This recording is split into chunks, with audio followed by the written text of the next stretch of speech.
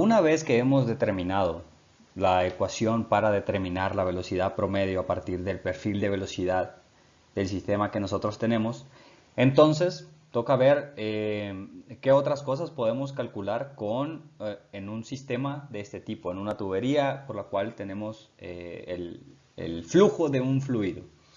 Y uno de los análisis más importantes que tenemos que hacer para este tipo de sistemas, para este tipo de procesos, es ver cuánto es la caída de presión que hay en cierto tramo de una tubería. ¿Por qué? Porque está directamente relacionada con cuál sería la capacidad de bombeo necesaria para sobrellevar o para superar esa caída de presión. Entonces, lo que vamos a hacer aquí es básicamente ver cuánto es la diferencia entre la presión que existe entre dos puntos diferentes de mi tubería, los cuales están separados entre ellos por una distancia R. Y voy a cambiar, por lo tanto, lo que sería la derivada de la presión con respecto a X por un cambio, o cuánto sería la diferencia entre la presión 2 menos la presión 1 cuando tengo esa distancia L entre mi punto 2 y mi punto 1. Tomamos nuestra ecuación, la que acabamos de escribir en la diapositiva anterior, en la que tenemos que dp de X va a ser igual ahora a la presión 2 menos la presión 1 dividida L, y la sustituimos en la ecuación que encontramos anteriormente, en donde decíamos que la velocidad promedio era igual a menos el radio de mi tubería al cuadrado sobre 8 veces la viscosidad, y vamos a sustituir el dp de X por P2 menos P1 sobre L.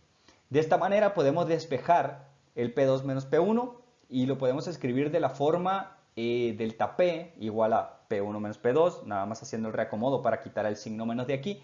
La diferencia en la presión en el punto 1 y la presión en el punto 2 va a ser igual a 8 veces mu por la longitud, por la distancia que hay entre esos dos puntos, por la velocidad promedio entre el radio de mi tubería al cuadrado.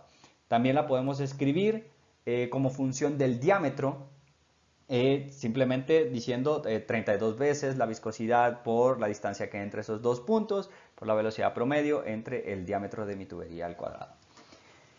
Ahora, esta ecuación nos dice muchas cosas. Para empezar,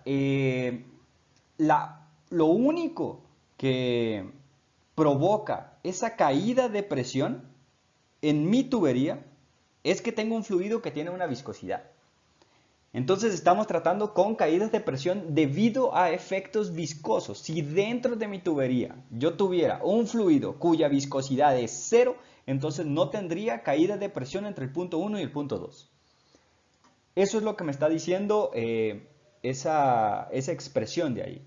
Si yo, por otro lado, digo que es lo más normal que vamos a tener, es yo tengo un fluido que fluye o que está moviéndose a través de una tubería cuyo diámetro es D y que tiene una longitud L, y el fluido se está moviendo a una velocidad promedio, B promedio, entonces la caída de presión viene dada por 32 veces la viscosidad por lo largo de esa tubería, por la velocidad a la cual se está moviendo el flujo en promedio, dividido el diámetro de mi tubería al cuadrado.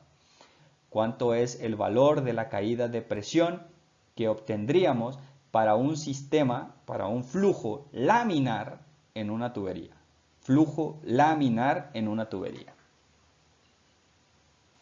Ya que hemos determinado entonces cómo se ve la diferencia de presión delta P para una tubería por la cual fluye un flujo laminar, es tiempo de que escribamos, que podamos escribir esa caída de presión entre dos puntos de cualquiera que sea nuestra tubería para cualquier tipo de fluido y para cualquier tipo de tubería. Entonces, para eso es necesario, bueno, reescribir nuestra ecuación de delta P. Se escribe delta PL debido a que es por caída. Y la reescribimos de la siguiente manera. Básicamente tenemos F, conocida como el factor de fricción de Darcy, la longitud de la tubería sobre el diámetro de la tubería, la densidad del fluido que está pasando multiplicado por la velocidad promedio de dicho fluido elevado al cuadrado sobre 2. Si nosotros tomamos las unidades de la densidad y las multiplicamos por la velocidad, por las unidades de la velocidad al cuadrado, metros cuadrados sobre segundos cuadrados, nos va a dar entonces unidades de presión. Esto entonces es un tipo de presión que ejerce ese fluido debido a que se está moviendo a cierta velocidad promedio y que tiene cierta densidad. Esta entonces es la ecuación general de cómo determinaríamos una caída de presión en una tubería independientemente del tipo de flujo que esté dentro de ella o cuál sea la forma de la tubería o la rugosidad que tenga la tubería, que también es importante. Entonces, F es el factor de fricción de Darcy y viene dado por esta ecuación. 8 veces esfuerzo cortante dividido la densidad del flujo por la velocidad promedio elevado al cuadrado. Ese es entonces lo que sería el factor de fricción de Darcy, o cómo se escribiría el factor de fricción de Darcy, para determinar cuánto es la caída de presión en una tubería independientemente de de qué tipo sea el flujo y qué tipo sea la tubería. Sin embargo, bueno, este valor de factor de fricción de Darcy lo podemos obtener de diferentes maneras. Una de ellas es, ya hemos definido cuál es la presión o la caída de presión para un flujo laminar. A partir de ahí, entonces, podríamos igualar esa ecuación que teníamos anteriormente, igualarla a esta ecuación que tenemos aquí y determinar cuánto es el factor de fricción para un flujo laminar. Y se va a ver más o menos de esta forma. Primero, tenemos, como ya dijimos, la ecuación de flujo laminar para delta P, que viene dada por esta ecuación. La ecuación general de una caída de presión para cualquier tipo de tubería que nosotros tengamos, entonces viene dada por esta. Si igualamos las dos y despejamos F, entonces nos damos cuenta que el factor de fricción de Darcy es igual a 64 veces la viscosidad dividido la densidad por el diámetro de la tubería por la velocidad promedio. Y esta parte de aquí, excluyendo el 64, es básicamente 1 sobre el número de Reynolds. Por lo tanto, el factor de fricción de Darcy en una tubería, para un flujo laminar en una tubería, simple y sencillamente depende del número de Reynolds. 64 sobre el número de Reynolds sería el factor de fricción de Darcy cuando estamos tratando con un flujo laminar. Eso es muy importante, ¿por qué? Porque esto nos dice que cuando el flujo es laminar, la fricción que existe entre el fluido y las paredes de la tubería ni siquiera depende de qué tan rugosa es la tubería. Simple y sencillamente depende de cuánto es el valor del número de Reynolds, que depende de la densidad, la viscosidad, el diámetro y la velocidad a la cual se está moviendo el fluido. Y eso es todo. Una vez que en cualquier problema que nosotros veamos, cualquier ejercicio que estemos viendo, si determinamos el factor de fricción de Darcy, entonces podemos obtener, si determinamos cuánto es el número de Reynolds, entonces fácilmente podemos encontrar cuánto es el factor de fricción de Darcy. Usualmente, las pérdidas de presión también se escriben como pérdidas de carga o pérdidas de altura, por decirlo de alguna manera. Nosotros recordamos de la unidad pasada, cuando veíamos cuánto era la presión o cómo calculábamos la presión que ejercía un fluido estático sobre una base, decíamos que la presión o el incremento en la presión era igual a la densidad por la gravedad por la altura que tenía ese fluido. Entonces, de esa ecuación, nosotros despejamos lo que es la altura y podemos escribir entonces que la pérdida de presión sobre la densidad por la gravedad me va a dar cuánto es la pérdida de carga en esa tubería. De la ecuación general obtenemos que la pérdida de carga es el factor de fricción, la longitud sobre el diámetro, la velocidad promedio al cuadrado sobre 2 veces la gravedad. Y esas son las dos maneras en las cuales podemos expresar cuál sería la pérdida de presión o pérdida de carga cuando estamos en una tubería, en un tramo de tubería entre un punto y un punto, entre un punto 1 y un punto 2, que los separa a una distancia L. En esa tubería se mueve un flujo con cierta viscosidad y densidad a cierta velocidad promedio. Entonces, conociendo todos estos datos, podemos determinar número de Reynolds, podemos determinar factor de fricción de Darcy, podemos determinar cuánto sería la pérdida de carga y cuánto sería la pérdida de presión en esa tubería. Una vez que hemos determinado cuál es la caída de presión en un tramo de la tubería o la pérdida de carga en una tubería, lo que podemos hacer ahora es calcular cuánto es la potencia de bombeo necesaria para poder levantar esa cantidad de pérdida que tenemos en la tubería. De hecho, eso es básicamente lo que la pérdida de carga representa. Cuánto es la altura adicional que el fluido necesita elevarse o que necesitaría elevarse por medio de una bomba para superar esas pérdidas por fricción dentro de la misma tubería. Recordemos que este tipo de pérdidas las estamos tomando en cuenta dado que son pérdidas por fricción o pérdidas debido a la viscosidad misma del fluido. Por lo tanto, si queremos mantener o si queremos superar esa pérdida de presión que hay entre el punto 1 y el punto 2 de la tubería, lo que necesitamos es una potencia de bombeo tal que nos ayude a levantar esa cantidad de carga o elevar esa cantidad de presión. Para eso, entonces, escribimos como la potencia de bombeo debido a las pérdidas es igual al flujo volumétrico, este V punto es flujo volumétrico multiplicado por cuánto es la pérdida de carga, o la pérdida de presión, perdón, dentro de la tubería. Entonces, esto sería igual a el flujo volumétrico por la densidad, por la gravedad, por la pérdida de carga, ahora sí. Que dijimos que esta era la igualdad de presión y pérdida de carga. También lo que podemos hacer es escribirlo como función del flujo másico. M punto, entonces es flujo másico, son kilogramos por segundo. Flujo volumétrico son metros cúbicos por segundo. Entonces, flujo másico multiplicado por la gravedad, multiplicado por la pérdida de carga. Si nosotros entonces conocemos cuánto es el flujo volumétrico, podemos utilizar esta ecuación o esta ecuación para determinar la potencia de bombeo necesaria. Si por otro lado lo que conocemos es el flujo másico, bueno, pues podemos utilizar esta ecuación para determinar la potencia de bombeo necesaria. Ahora, ¿qué pasa si nosotros no conocemos ni el flujo másico ni el flujo volumétrico? Bueno, el flujo volumétrico es bastante sencillo de calcular.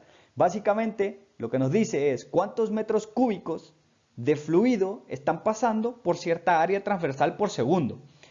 Y para eso lo que necesitamos es, bueno, cuál es la velocidad que tiene mi fluido, mi velocidad promedio, metros por segundo, multiplicado por el área de mi tubería. Este está en metros cuadrados, la multiplicación me da metros cúbicos sobre segundo.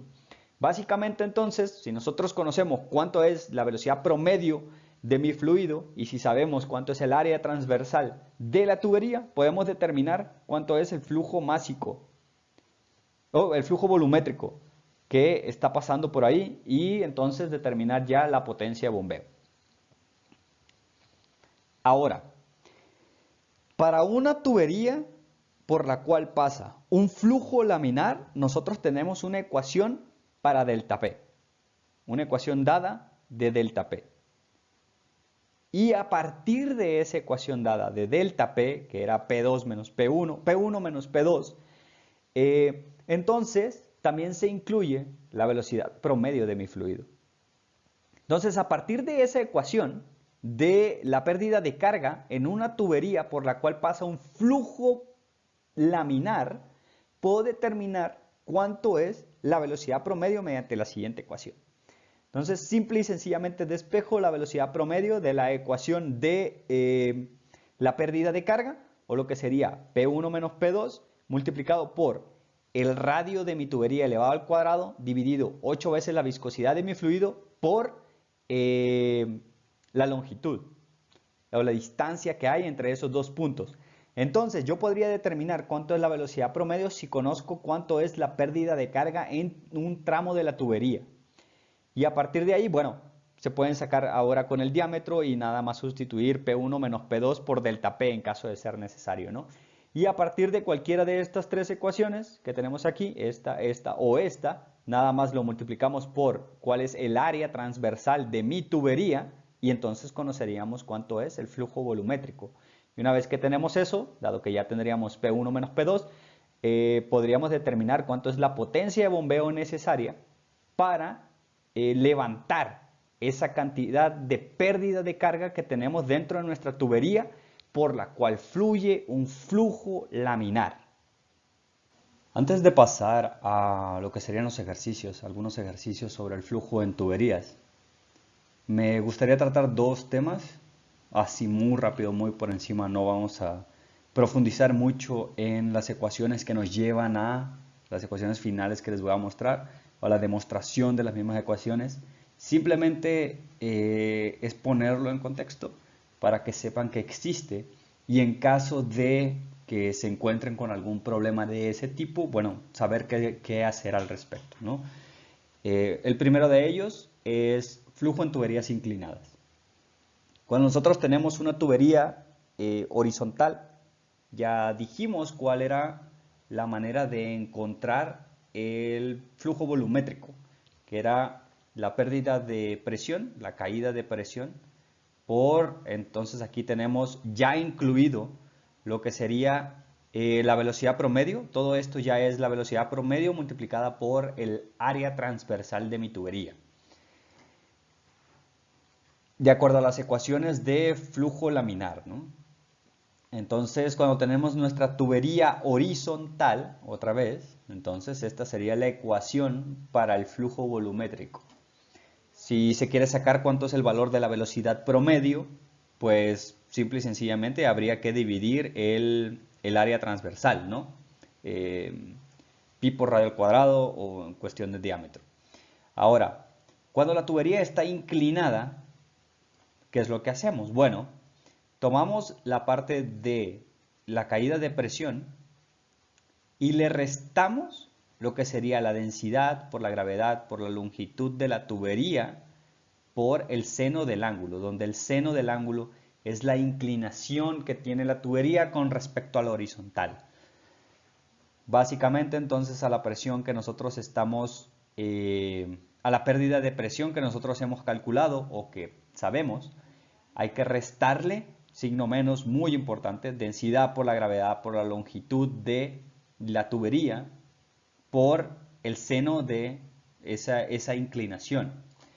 Si la colina va hacia arriba, es decir, el ángulo es mayor que 0, entonces el seno del ángulo también es mayor que 0. Entonces, ¿qué quiere decir? Si el seno del ángulo es mayor que 0, toda esta parte de aquí es positiva y le vamos a restar, lo cual tiene sentido. Si la colina está cuesta arriba, entonces el flujo volumétrico tiene que ser menor de que si estuviera de manera horizontal, porque va en contra de la gravedad. Entonces incluimos esta parte de aquí con el signo negativo.